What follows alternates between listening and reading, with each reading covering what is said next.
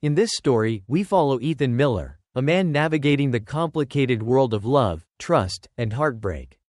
After reconnecting with an old college friend, Ethan finds himself caught in a web of lies and deceit that challenges everything he thought he knew about relationships.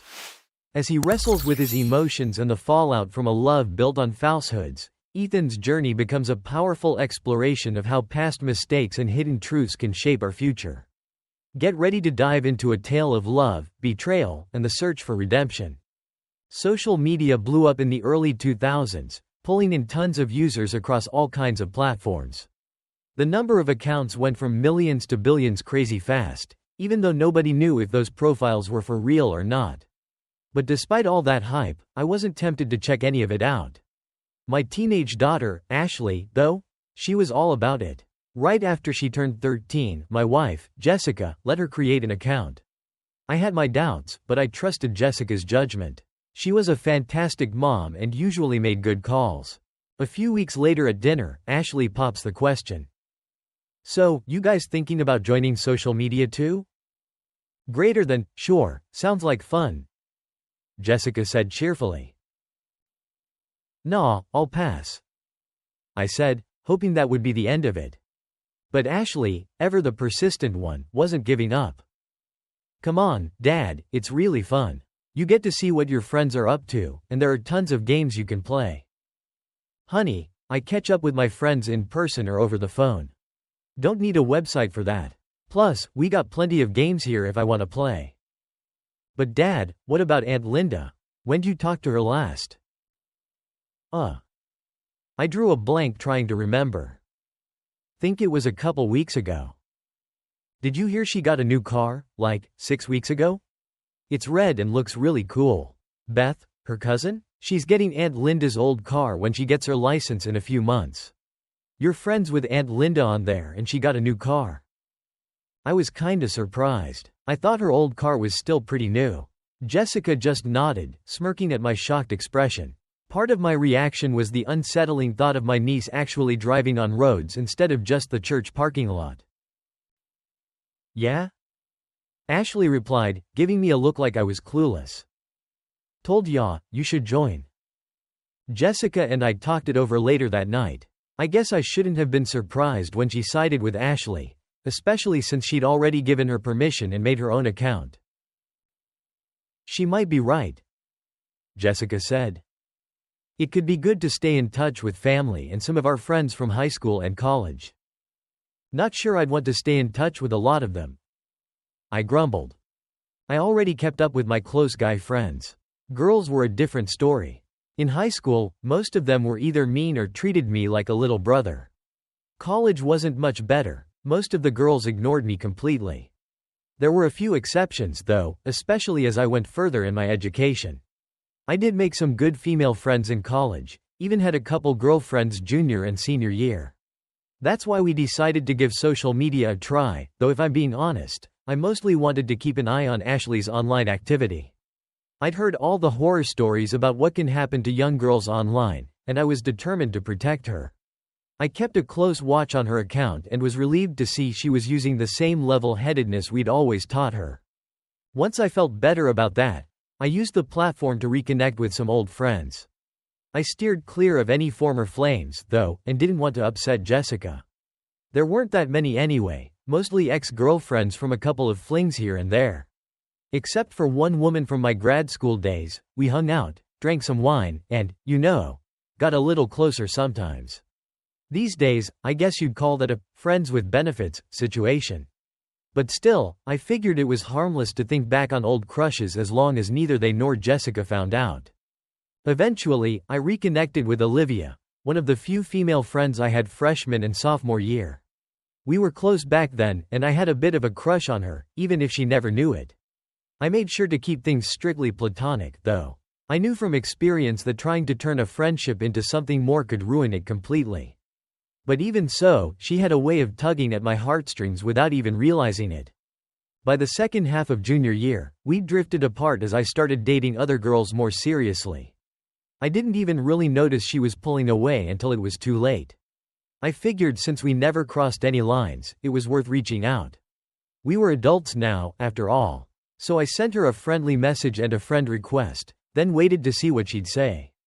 When her reply finally came a few days later, I was thrown for a loop. Ethan Miller? I'm sorry, but I don't remember ever knowing anyone by that name. You must have me confused with someone else. Knowing Olivia's sense of humor from back in the day. At first, I thought she was pulling my leg. Good one, Olivia. You almost had me there. How've you been? But when I checked my computer later, her next message made it clear she was serious. I'm serious. I really don't remember you. You must have the wrong person. That one stung. We hadn't hung out much senior year, but we'd shared a few classes freshman and sophomore year before she switched majors. Maybe she just wasn't interested in reminiscing. So, I tried jogging her memory. Remember that Delta Lamb party with Ryan and Christy? You sprained your ankle and I gave you a piggyback ride back to your dorm? We iced your ankle, and you promised me a back massage when you felt better. By the way, I never did collect on that. A week went by. Finally, she replied. Sorry, you've got me mistaken for someone else. I've never hurt my ankle like that, and I wouldn't promise a back rub to anyone except a serious boyfriend. Please don't contact me again. That stung way more than it should have. I stewed on it for a bit and figured if she got a final word, so did I made it clear this would be my last message, that I wouldn't bother her again.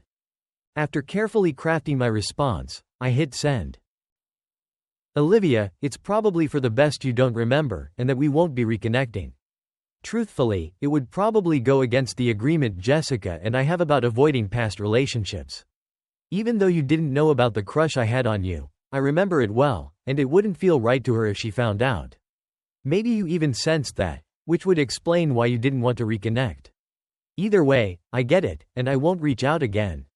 I wish you all the happiness and good health in the world. Yours from afar, Ethan. I even included a picture of us from my college photo album, taken at a party sophomore year. Despite her denials, there was no denying we knew each other. After that last message, Olivia never replied. I kept my promise and didn't contact her again. I put the photo album back in the basement and decided to be more careful about reconnecting with anyone Jessica might not approve of. Ironically, it was Jessica who ended up reconnecting with an ex. A business trip to Chicago led to the end of our 17-year marriage. The trust we'd built was shattered. Ashley was heartbroken but eventually accepted the situation and split her time between us. It was tough, but seeing her blossom into a bright, beautiful young woman with a promising future kept me going. Ashley was heartbroken but eventually came to terms with things, splitting her time between Jessica and me. It was heartwarming to see her grow into such a smart, beautiful young woman with so much potential. While she mostly lived with Jessica, I gradually got over the shock of my ex's infidelity. I tried to live a more mature life, even dated some over the years, but realized I wasn't cut out for anything serious. I figured it was time for a fresh start. About 7 years later, I got a call out of the blue. Hey, Ethan? It's David Anderson. How are you, man? Hey David, good to hear from you. Doing well. How about yourself? David and I hadn't kept in close touch, just the occasional Christmas card and catching up on life.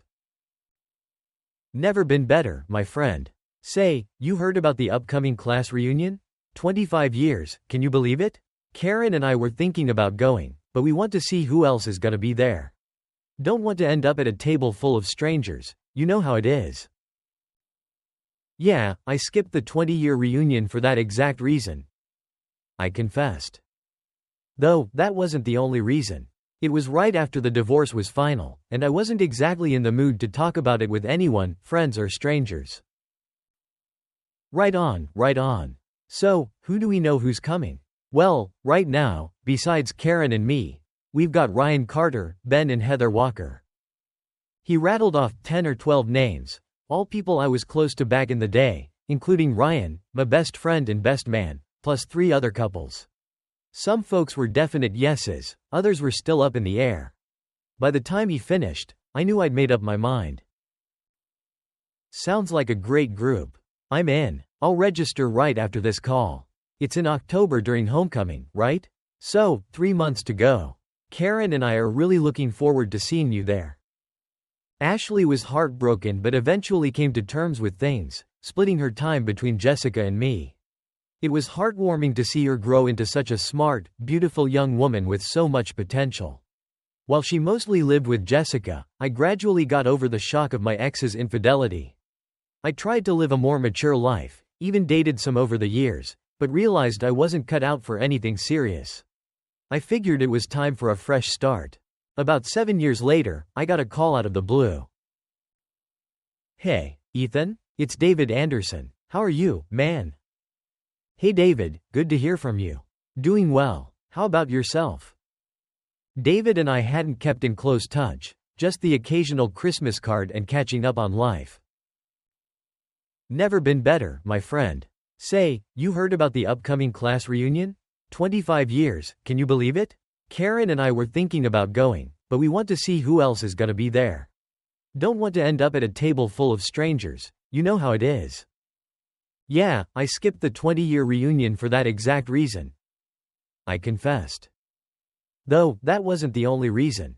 It was right after the divorce was final, and I wasn't exactly in the mood to talk about it with anyone, friends or strangers. Right on, right on. So, who do we know who's coming? Well, right now, besides Karen and me, we've got Ryan Carter, Ben and Heather Walker. He rattled off 10 or 12 names, all people I was close to back in the day, including Ryan, my best friend and best man, plus 3 other couples. Some folks were definite yeses, others were still up in the air. By the time he finished, I knew I'd made up my mind. Sounds like a great group. I'm in. I'll register right after this call. It's in October during homecoming, right? So, 3 months to go. Karen and I are really looking forward to seeing you there. Will do. Give her my best. Talk to you soon. 20 minutes later, I was registered, signed up for some of the events, and had tickets for the homecoming game against the Wildcats. That evening, I stepped on the scale and set a goal to drop 10 pounds before the reunion. Even if I was still 15 pounds heavier than my college days, I figured it couldn't hurt to look my best. Reunion weekend finally arrived, and 10 of us from the old gang were all in. Ryan and I were the only single ones, though he'd never been married. Greg and Lisa were both in their second marriages after their first ones went bust pretty quickly. Ben and Heather had tied the knot right after graduation, overachievers. Seeing them always made me a little wistful about how my own marriage had turned out. They had a bunch of activities lined up for Friday, so I flew on Thursday afternoon. A few of us got together for dinner and drinks at the hotel bar that night. Ryan and I had been roommates sophomore year and stayed tight all these years later, so we spent most of the evening hanging out, catching up with everyone. The next day, Friday, we did the whole campus tour and seminar thing with some of the other couples. The campus had changed a lot, new buildings, some fancy art installations, but it still had that same energy, you know? Kids hanging out in the quad, others scrambling to class. "Man, I remember those days," Ryan said. "Talking to girls, till the last possible second, then making a run for it." "Yeah, they loved to keep us talking, didn't they?" I chuckled. "Did you see that thing in the brochure about that pizza place near campus? It's still there, but under new management. Wonder if they redecorated?" "Redecorated? I'm more interested if the pizza still tastes the same." We texted the group and met up there for slices and beers. The place had pictures on the walls, alumni who'd made it big, athletes, even a few celebrities. Turns out half the reunion had the same idea, so we ended up waiting forever for a table. Gave us time to catch up, though. Chris and Emily were telling us about their European trip after they sold their company, and Karen was talking about her new book. Ryan, meanwhile, spotted Jenna Richards, his old crush from freshman year. They finally hit it off after almost 30 years. I ended up going to the afternoon event solo. Ryan and Jenna were me at dinner, too, which made me smile. We had a good meal, listened to the usual speeches. They welcomed us, thanked some important people, hit us up for donations, the usual stuff. By the second or third plea for money, most of us had tuned out, and they finally let the music start. I spent some time catching up with folks, danced with Heather, she was beat after dancing with Ben, then took a spin with Lisa and Emily. Later, Karen joined me on the dance floor. I think David might have jokingly pushed her my way. A slow song came on, and as I was walking Karen back, She suggested we waltz, but with a little space between us. While we danced, she asked how I was really doing, and said she and David had been worried about me. I appreciated their concern, but telling them the truth felt too heavy right then. So, I walked Karen back to the table, thanked her and David, then headed for the bar. As I was standing in line, I spotted her, Olivia, making her way across the dance floor. My heart did a flip, which was ridiculous considering I hadn't seen her in almost 3 decades and she was just an old crush. But even with a few more wrinkles, she still looked incredible. Our eyes met, and I waved. She smiled and waved back, but then her face turned serious. As she got closer, I greeted her. "Hey, Olivia, remember me?" She looked down for a second, then met my gaze, nodding. "Hi, Ethan. Of course, I remember you." Then, she opened her arms for a hug. I wasn't going to pass that up. I held my old friend close for the first time in years. It felt comforting. I rested my head on hers for a second, breathing in the scent of her hair. We stood there for a long moment, then she squeezed me a little tighter before letting go. "How've you been?" I asked. She glanced around, then turned back to me. "Ethan, can we grab a drink and find someplace quiet to talk?" We got our drinks and wandered out to the lobby, eventually finding an empty sofa. "Is this all right?" I asked. "Sure, this works," she said, forcing a smile. "It's so loud in there, I can barely think. And Ethan, I owe you an apology. An explanation. That whole, wrong person, act 1 pulled. That was about 7, 8 years ago." She nodded, her expression filled with regret. "I am so sorry, Ethan. When I got your first message, I was so excited, I started typing without even thinking. But I got as far as, and it hit me. If my incredibly jealous husband found out." Her voice trailed off, and she let out a soft, humorless chuckle. Delete, delete, delete. It hurt every time I did it. My heart ached for days before I finally replied pretending I didn't know you. And that hurt even more. "Olivia, please, I'm so sorry. And I'm sorry for pushing back then." I sighed. "Honestly, later on I wondered if you did remember, but just didn't want to reconnect because of your marriage. I would have understood. I should have just been upfront and said we couldn't be friends back then, but I needed, what's the word? Plausible deniability?" Exactly. Plausible deniability in case we found out. We were going through a really rough patch back then. Are things any better between you two now? Olivia took a deep breath and shook her head slowly. "There's nothing left between us. We divorced 3 years ago, after our son started college. It's like we live in different worlds. We barely speak unless it's about something going on with Vinny. If he ever gets married, we'll probably need 2 separate ceremonies so Will and I can each attend one." Ouch. I'm sorry to hear that. Jessica and I don't talk much these days, either, but we try to present a united front for Ashley. She's a junior in college this year, wants to be a vet. Olivia was quiet for a moment, then spoke, her voice barely above a whisper. "Ethan, do you ever think about what might have been?" "Yeah, sometimes. But I try not to dwell on what could have been. Why do you ask? What's on your mind?" "Remember that last message you sent? The one where you mentioned having a crush on me? Usually, girls can tell, you know? They pick up on a vibe. But I never got that from you. No hints at all. Maybe I was just oblivious because we were such good friends. But I've often wondered, what if we'd taken a chance? Even just for one night?" "Olivia, you were a dear friend, and I wanted to keep it that way. I hate to admit it, but I was still figuring things out back then.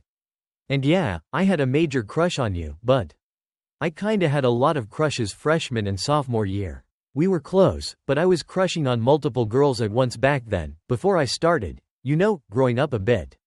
One of the things I learned was, it's not a good idea to have more than one crush going at the same time. But those first couple years it was rare any of those crushes went anywhere." I chuckled, remembering a few spectacular disasters. "And when they did, it usually didn't end well. So, instead of risking our friendship, I kept my silly crush on you to myself. Sometimes I even pretended to be into other girls just to keep you firmly in, what do the kids call it these days? The friend zone?" Olivia laughed.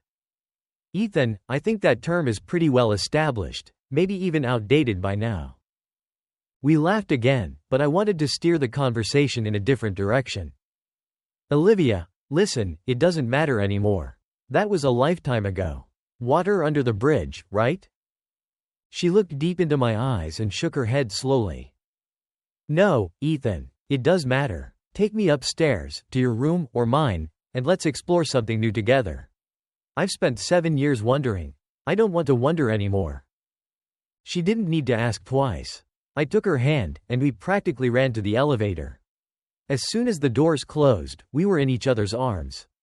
Her hands clutched my jacket, and I cradled her face, savoring her kiss, her scent. She kicked off her heels before we even made it out of the elevator, and we were practically giddy as we dashed down the hallway to my room. I locked the door behind us, and the kissing resumed with a fervor I hadn't felt in years.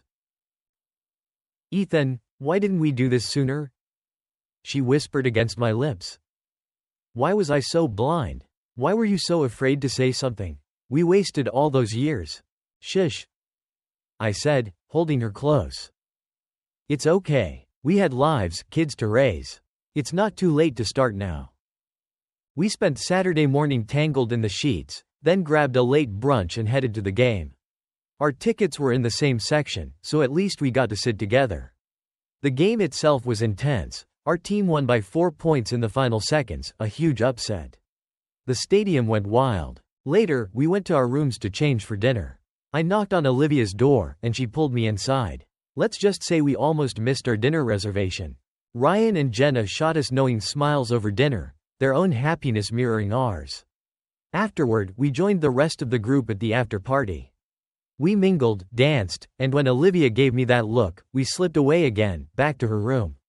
That night, our lovemaking was even more passionate, more sure. Even though we lived far apart, me in Dallas, Olivia near New York City, we decided to see each other as often as we could. Olivia insisted on keeping things casual, partly because of the distance. I went along with it, even though I was starting to fall for her, hard. Over the next few months, we talked on the phone every week, texted every day, and saw each other at least once a month. We met in different cities, always in hotels with good room service and comfortable beds, which is where we spent most of our time. To keep things under wraps, both from Ashley and Olivia's ex, Will, we were careful about where we met. We explored different cities, always opting for hotels with great room service and comfy beds, where we spent most of our time, if I'm being honest. But as the months went by, things weren't quite going according to plan. My feelings for Olivia just kept growing stronger, and before long, I knew I was falling in love with her. It's what I'd been afraid of all along. We'd agreed early on not to rush into anything, so I held back, didn't say the L word. Instead, I started thinking about how I could make things work long-term. Relocating to New Jersey or New York wasn't exactly appealing, but I was increasingly open to the idea of making sacrifices to be with Olivia. Maybe we could even find a city we both liked, someplace neutral. In May, we met up in Charleston for a weekend getaway. My flight got delayed on Friday, so by Saturday morning, we still hadn't left the hotel room. Not that we'd minded much. As we were lounging around, I pulled out my laptop and started looking at some of the local attractions I'd bookmarked. I was determined to get Olivia out of the room and explore a little. It was her birthday the following weekend, and I'd secretly booked her a spa day. I wanted to spoil her. Maybe she'll have other ideas, I muttered to myself, thinking up ways to convince her. Suddenly, a phone started ringing. It seemed like it was coming from inside the room. It wasn't my phone or Olivia's. I started looking around, trying to find it, but the ringing stopped before I could pinpoint it. I kept searching. The sound had been faint and muffled, hard to place. Just as I was about to give up, it started ringing again. This time, I was determined to hunt it down. It had to be behind the dresser or wedged in a drawer. And that's when I found it, tucked in one of the drawers under Olivia's clothes. It wasn't hers. I picked it up, curious. Who left their phone behind? And how did Olivia not notice it when she packed? Then again, she hadn't brought much, since we were leaving the next day. The ringing had stopped, so I figured I'd take it down to the front desk later. Maybe they could track down the owner. First, I wanted to double-check with Olivia that it wasn't some work phone she'd forgotten about. I set it aside and went back to my laptop, But a few seconds later, a series of notification pings drew me back to the phone. I couldn't unlock it, but I could see part of the text messages flashing on the screen. As I was trying to make sense of it, another one popped up. WTF? You're not at your sister's? Had to trick it out of her, but Trudy says you haven't been there. You better be home when I get there, or call me now.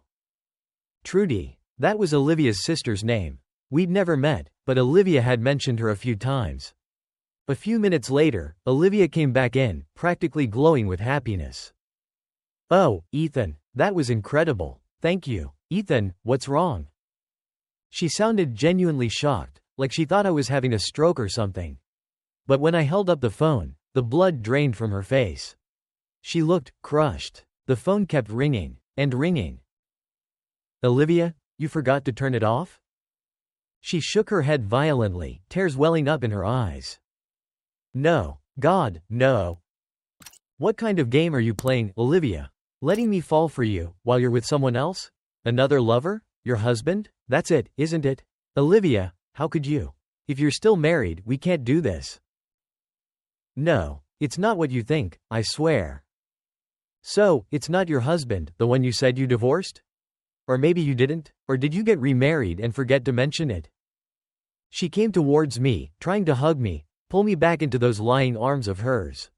I stepped back, wanting nothing to do with her touch. God, Olivia? Ethan, please, it is Will, but it's not what you think. Oh really? So, all this time I've been falling for you, it's, what? Not a complete and utter lie? And we're not horrible cheaters, the scum of the earth, like Jessica and her. My voice cracked. I took a deep breath, trying to regain my composure. Please tell me that's not what this is, Olivia, because right now, that's exactly what it looks like. And it's making me sick. Literally. If I don't walk out of here and throw up, I'm walking out of here and never coming back. Ethan, please, just let me explain. Fine, but only because I cared about you, Olivia. At least, I thought I did. Now, I don't even know. Go ahead, I'm listening, and no more lies. Olivia sat back on the bed, her hands clasped tightly in her lap, as if she could wash away the guilt. Tears were still streaming down her face, but at least she looked me in the eye. Ethan, I'm so sorry. But this is the truth. The horrible, awful truth. Will and we were already having problems when you contacted me, back then. Almost 8 years ago. We stayed together for Vinny, mostly. I went to therapy, tried to make it work, but he wasn't interested. It wasn't working. Eventually, it got so bad, I knew I had to leave. So, I saw a lawyer, started the divorce proceedings, and then, brought up the prenup. I talked to a lawyer, started the whole process, and then brought up the prenup. The one I signed 17 years ago. He threatened to fight me on every single detail. I would have ended up with practically nothing. I mean, sure, I get some money, but nowhere near what I was used to. So, you're a gold digger, too? No, it's not like that. Will, he's got a really strict prenup. And he hired this lawyer, a real shark. You know the type, the kind who represent celebrities and CEOs, guys who want to protect their fortunes. My lawyer was fresh out of law school, totally intimidated. She probably freaked out the second she met Will's lawyer. We went back and forth, and it was clear. I was going to get screwed. Will would have cleaned up, and his lawyer probably had his way with my poor lawyer, too. Knowing his reputation, I wouldn't be surprised. A damn gold digger, I repeated, more to myself than to her. I couldn't believe this was happening. And it sounds like your lawyer was one, too. Birds of a feather. No, it's not like that. Will, the Hawthorne family, they're loaded. Car dealerships, rentals, insurance, real estate, you name it. Divorce is bad for business. So, he agreed to give me some freedom. As long as I was discreet. Gave him plausible deniability. And, as long as I was available to take care of his needs whenever he wants. So I've been telling him I'm visiting my sister or going to a conference while I'm away. Gives him the freedom to do whatever he wants, I guess. But this weekend, something must have come up. Yeah, I'm guessing his libido needed some attention, I said, my voice dripping with disgust. She winced, confirming my suspicions. I swallowed hard, trying not to be sick right there. I'm so sorry, Ethan. I really do want to divorce him. But I don't have the money, I don't have a plan yet. I wanted to tell you, but I was so scared of how you'd react. My stomach settled, but just barely. I let out a frustrated sigh. Olivia, you knew how I felt. You knew I'd react like this. And you still kept it from me? What were you thinking? If you'd been honest from the beginning, maybe we could have figured something out, faced this together. Now, I don't even know. I'm so torn. I love you, Olivia.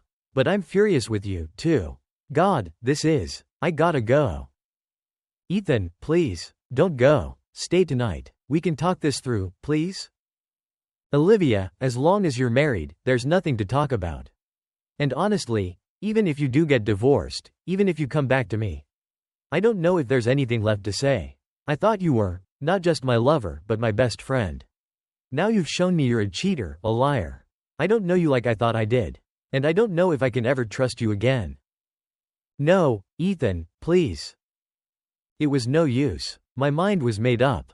She cried and begged, making all sorts of grand promises as I packed my things.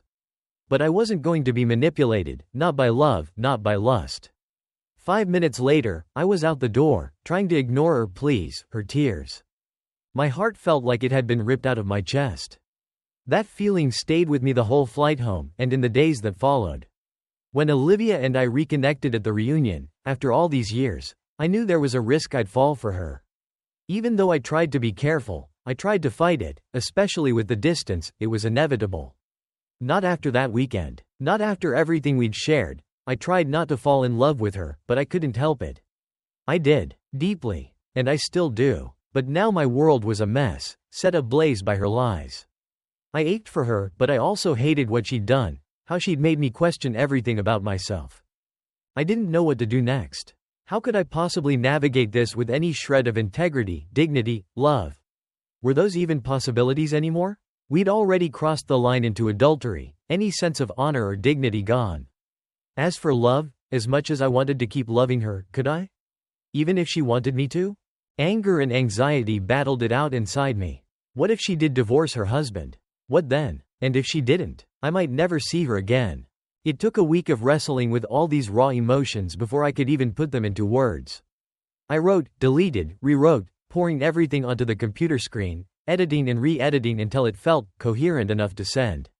I told her she should reach out if she decided to go through with the divorce. Or if she chose to stay with her husband. If neither happened, well, I promised to reach out again in a few weeks.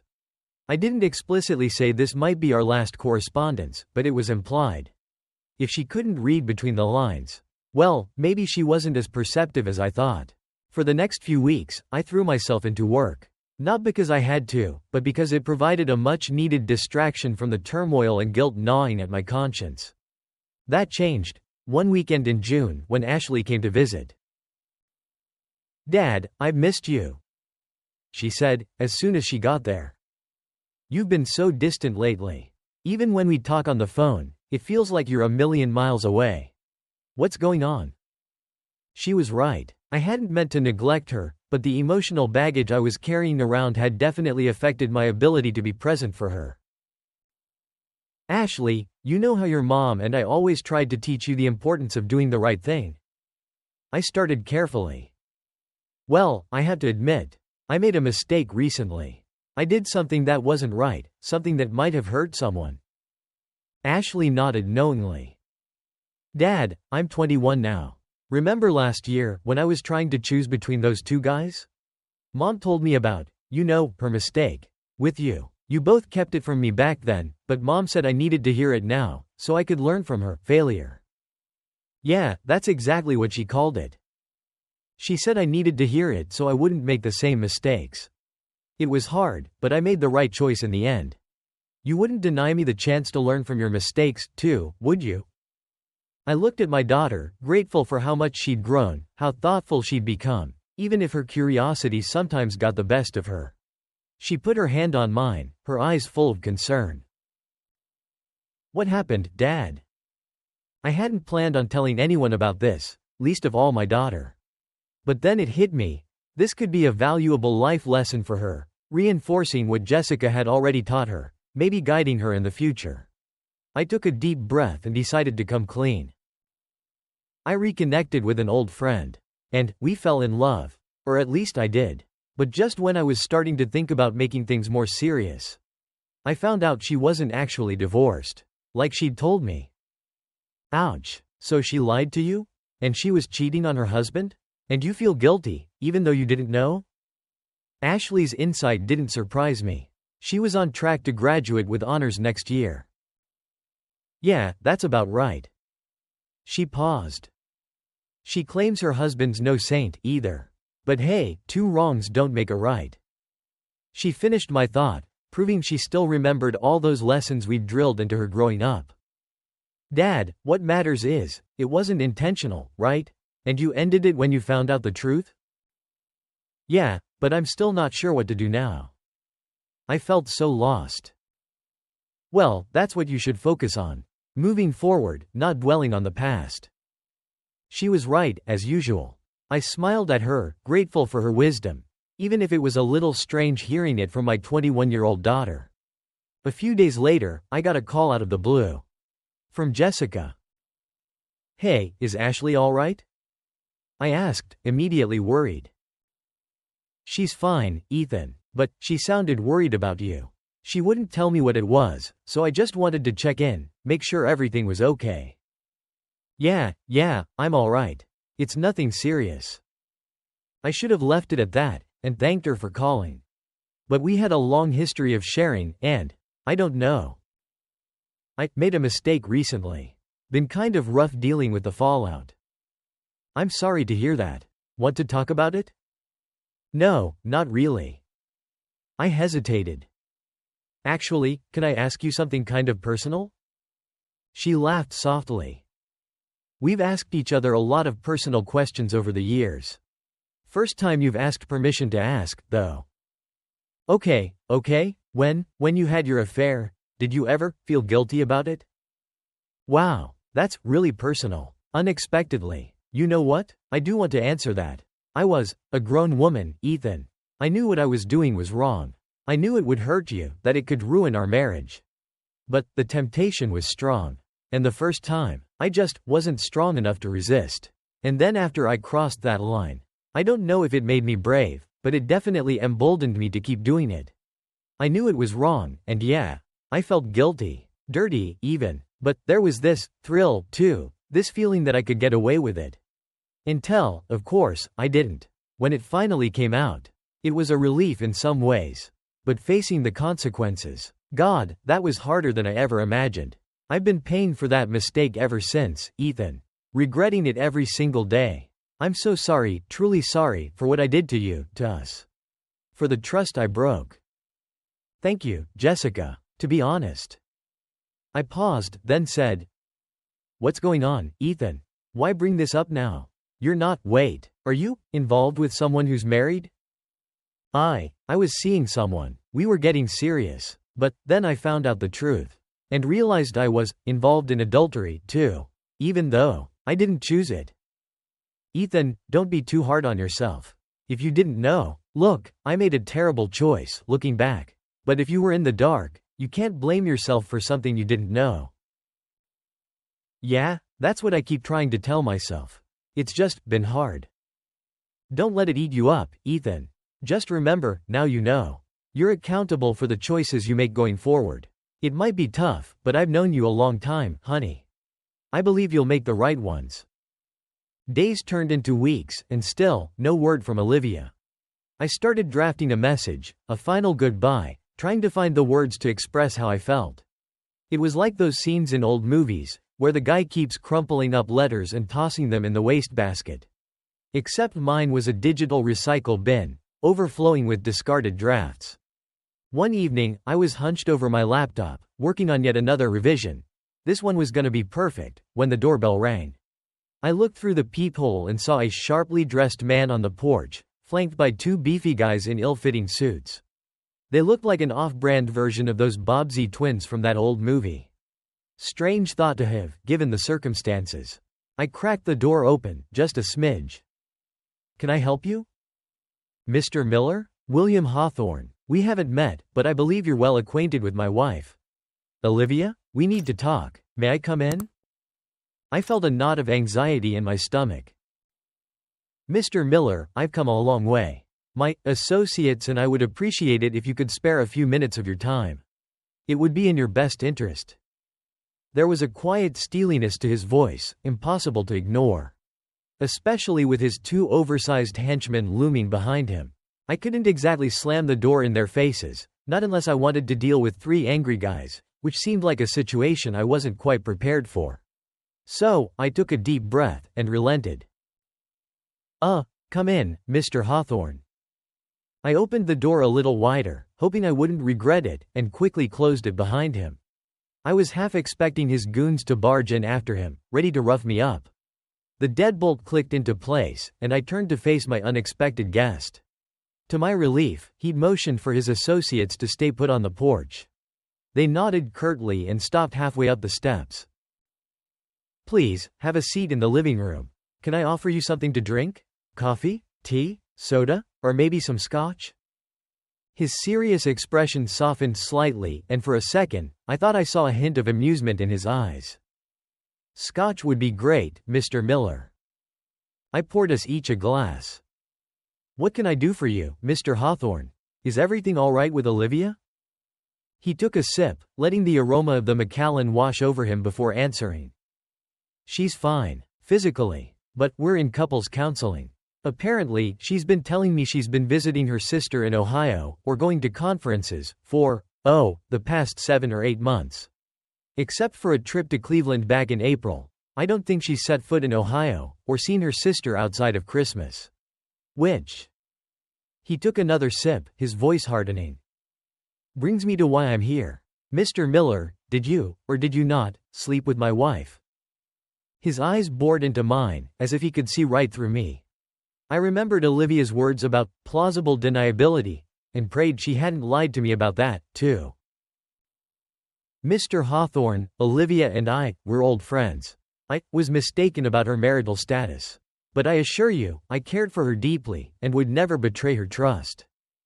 I met his gaze, hoping he'd see I was being sincere. My time with Olivia, it wasn't just physical. It was about love. He stared at me for what felt like an eternity, then finished his scotch in one gulp, setting the glass down on the coffee table with a thud. Good. He didn't elaborate. Instead, he leaned forward, his voice low and menacing. One more thing. Olivia is my wife, and despite our difficulties, I have every intention of keeping it that way. I strongly advise you to stay away from her, Mr. Miller.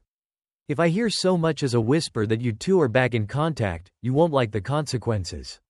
However, he paused, a cruel smile playing on his lips. If she does go through with the divorce, and takes the financial hit we agreed on, well, then I won't care what you do with her. But I'd think long and hard about investing your time in someone who's proven herself to be a liar and a cheat. If she can do that to me, her husband of 25 years, the father of her child, just imagine what she might do to you. He stood up, his tone softening ever so slightly. Thank you for your time, your attention, and the scotch. Goodbye, Mr. Miller. I hope our paths don't cross again.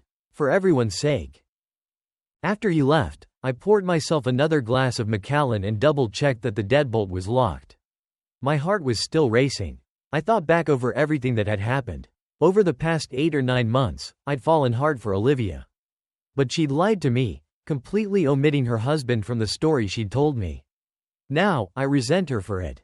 For what she'd done to me, to us, and to him. Despite her claims about his infidelity, Olivia had shown herself to be deceitful and disloyal, just as her husband had warned. I couldn't know for sure whether her accusations against Will were true. Maybe he had cheated on her. But even if that was the case, it didn't excuse her behavior. It didn't justify her lies and deceit. And more importantly, it didn't give her the right to drag me into her mess. I was caught in her web of lies, but not by choice. I had fallen in love with Olivia, but it wasn't the real her. It was the persona she'd created, the carefully constructed facade. Once I accepted that, I knew what I had to do. A few days later, an overnight package arrived at my office. Inside was a handwritten letter from Olivia, perched on top of a stack of legal documents. Dearest Ethan, I deeply regret everything that's happened. I'm taking steps to make things right, so I can move forward, and maybe, someday, we can have a chance together. Enclosed is the first part of the divorce petition, to prove I'm serious. I should never have lied to you, never have used you like I did. I'm truly sorry, and I swear I'll never deceive you again. She'd also included her new address, phone number, and a private email address. Her words, full of remorse and hope, brought tears to my eyes. I spent the entire afternoon thinking, helped along by the rest of that bottle of Macallan. That evening, I sat down at my computer and started typing her new email address. But then I stopped. Despite Will's warning, what I needed to say, it couldn't be said in an email or over the phone. I closed the email window and opened my travel app. A few days later, I took a chance. I created a temporary email account, one I'd probably never use again, and sent Olivia a message, hoping Will wouldn't intercept it. We agreed to meet at a quiet cafe in Newark. When Olivia arrived, she practically flew across the room, trying to hug me. Ethan, oh, I missed you so much. I was so worried. It took you so long to answer. I shook my head and motioned for her to sit down. Olivia, hold on. We need to talk. She knew what was coming. Her eyes pleaded with me, and she shook her head. Ethan, please, don't do this, please. Hearing her beg was like a punch to the gut. But I had to say what needed to be said. Olivia, I loved you. I still do. But you played a dangerous game. With me, with your husband. You were using us both. You couldn't make a choice, so you tried to have it both ways. Maybe you thought it was safe because of the distance, but I fell for you, hard. I was willing to do anything to make it work, for you to come to me, for me to move there. But it was all built on lies, Olivia. It was bound to crumble. Quote. I wanted to tell you, Ethan. I really did. It's too late for an explanation, Olivia. It doesn't matter anymore. You're finally getting the divorce you should have gotten before you ever got involved with me. You lost a man who loved you once. And now you've lost me, too. The other guy who loved you. No, Ethan, we can fix this. I'll do anything. Just let me make it up to you. No, Olivia. You played a dangerous game, and we both lost. It's not my decision anymore. You made sure of that from the start. We can't undo the damage. There's no happy ending here. I'm sorry. This is goodbye. Her eyes, filled with unshed tears, begged me to change my mind. But she saw the resolve in my face, and slowly nodded, accepting the inevitable. I am truly sorry, Ethan. I wish I'd made the right choices. Me, too, Olivia. Take care. And I hope you find happiness. Tears streamed down her face as I walked away, my own heart breaking. The flight back to Dallas was surprisingly empty. I had a row to myself near the back. I barely even registered the safety demonstration. I'd flown on a 737 so many times I could have recited it in my sleep. As we took off, I closed my eyes, trying to banish Olivia from my mind. But images of her kept flashing before me, like those seductive figures in a James Bond opening sequence. Tempting me. Excuse me, sir? Can I get you anything to drink? I opened my eyes and looked up. The flight attendant had kind blue eyes, a warm smile, and a short bob of dark hair. The picture of a friendly, helpful flight attendant. Just water, please. I tried to force a smile, but it felt hollow. You look like you lost your best friend, she said gently. I did. Just ended things. Oh, I'm sorry. Didn't mean to pry. She handed me the water and moved on. I went back to my thoughts, a tangled mess of anger, sadness, and regret. A little while later, I felt a tap on my shoulder, and heard a soft voice. Hey, service is done for a bit. Want to talk about it? About what? Since you've already pried and all. I couldn't help but smile, a real one this time. You know, I'm surprised. The airline's offering in-flight therapy sessions now? Along with the movies? She laughed. No, but you looked so down. And, what you said. It hit home. I went through something similar a while back. Realized the guy the first was seeing. He preferred things the way they were, rather than being with me. 5 years wasted. 5 years wasted. You want to share your story? Or should I leave you to wallow? Thanks for noticing and for asking. Not a lot of people do these days. Mental note. Lesson 1 in getting over a breakup: there are still good people in the world. You know, despite my initial skepticism, I'm actually enjoying this extra service. She laughed. Glad to hear it. So, you want to tell me what happened? Maybe I can offer a fresh perspective. Give you some bang for your buck, right? Yeah, sure, thanks. My ex-girlfriend and we've been apart for a while now. I caught her lying. She's tried to make things right, but I just don't trust her enough to get back together.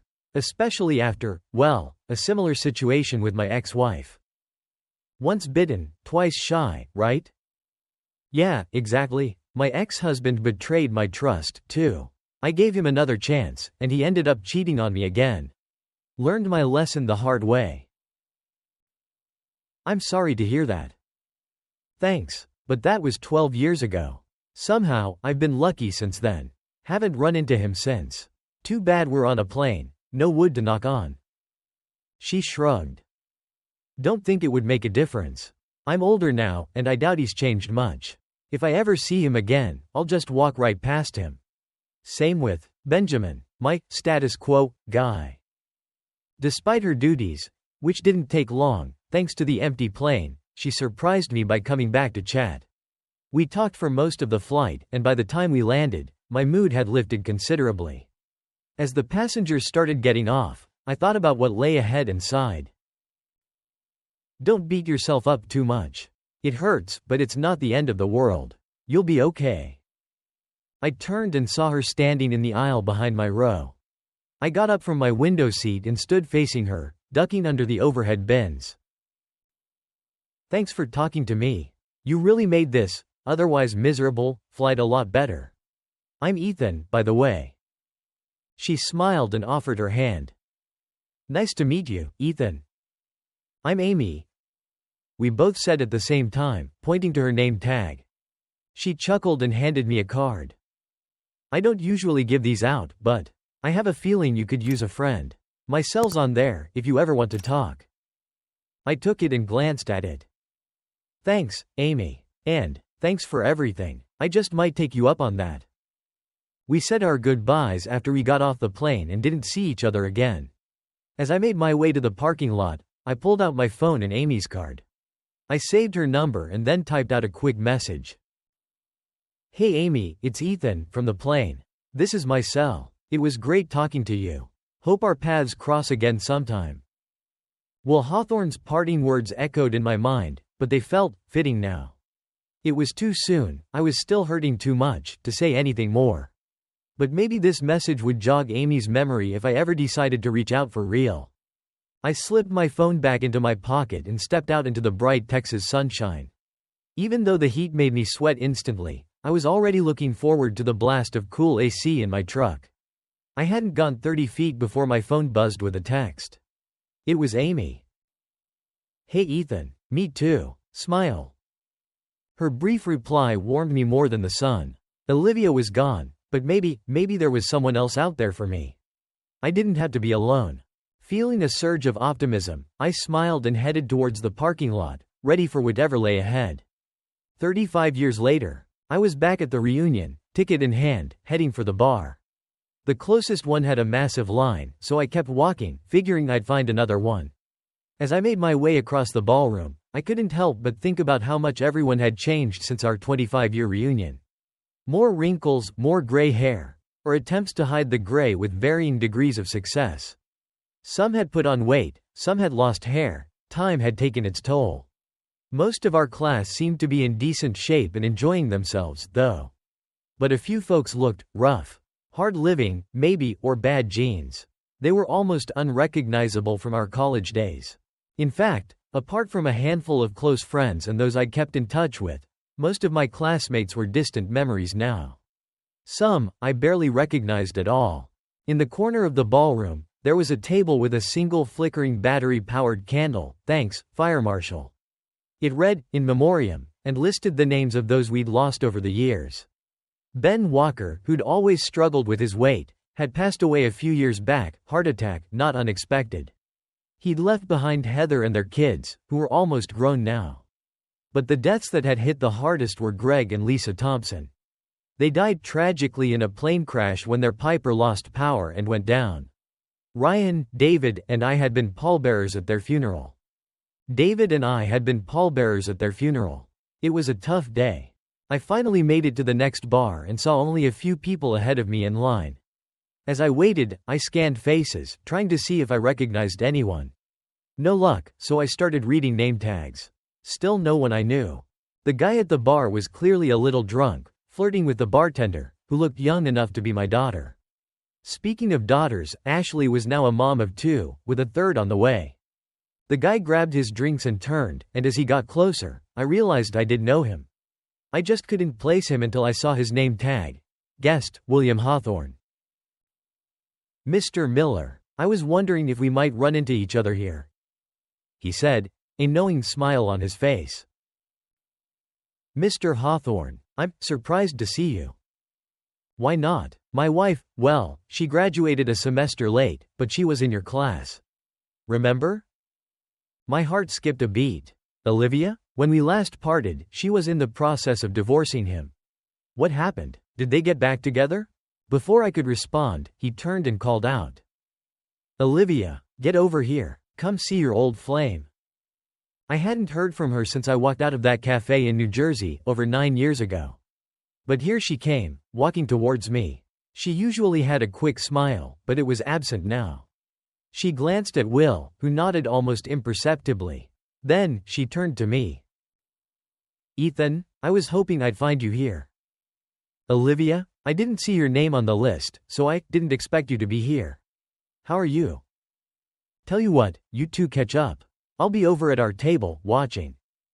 Will gave me a look that was pure dominance, then shared a loaded glance with Olivia before heading back to their table a few feet away. Even from a distance, I could feel his eyes on us, scrutinizing every move. Olivia looked at me, hesitated, then finally spoke. I know what you're thinking, she began, her voice barely a whisper. I nodded. I wanted to leave him. After you said goodbye? I had a choice to make. A hard one. It just seemed easier to stay. To put up with his indiscretions. Then to start over completely on my own. He treats me well. Most of the time. Just then, a hand touched my elbow, interrupting us. Ethan, there you are. I was wondering where you'd gone. It was Heather. Oh, hi, I'm Heather, from our class, she said to Olivia, noticing her looking at her name tag. Then she slid her hand down my arm and interlaced her fingers with mine. And Ethan's wife, of course. Olivia's expression was priceless, a mix of shock and disbelief.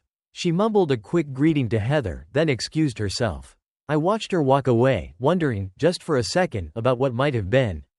But then I focused on the woman standing beside me, holding my hand, her eyes full of warmth and love.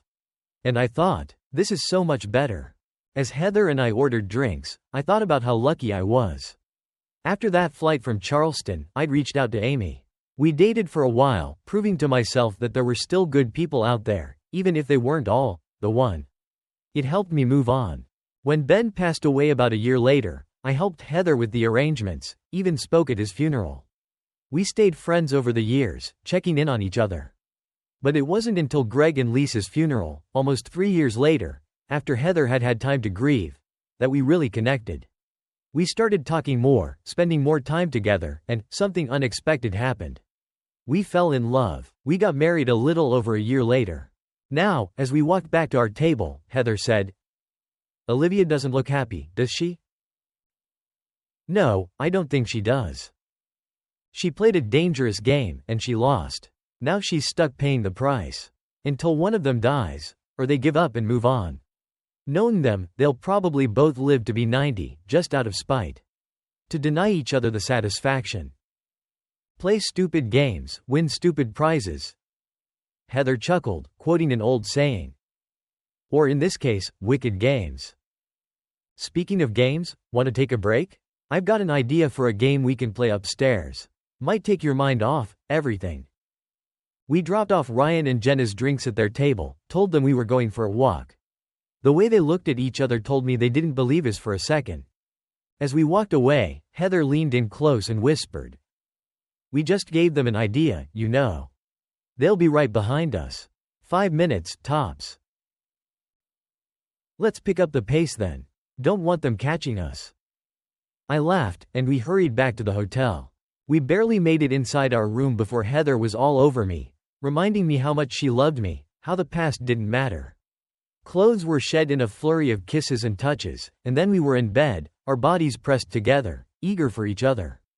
Heather climbed on top of me, her kisses tender, insistent. We moved together, lost in each other, shutting out the rest of the world. We reached a peak of pleasure together, her moan blending with my groan, our bodies surrendering to the moment. Then, she settled against me, and I held her close. "I love you, Ethan," she whispered, her breath warm on my neck. "I love you, too, sweetheart." We lay there for a few minutes, catching our breath, before I said, "So, we heading back to the party?" Heather shook her head, smiling. "I could stay right here all night, if you want. We'll see everyone at breakfast tomorrow." I think you're onto something." I thought about Will Hawthorne and that smug look on his face. "Yeah, we've probably seen enough people for one night. The only person I'm interested in seeing right now is you. So, you ready for round 2? Heather giggled. "Always."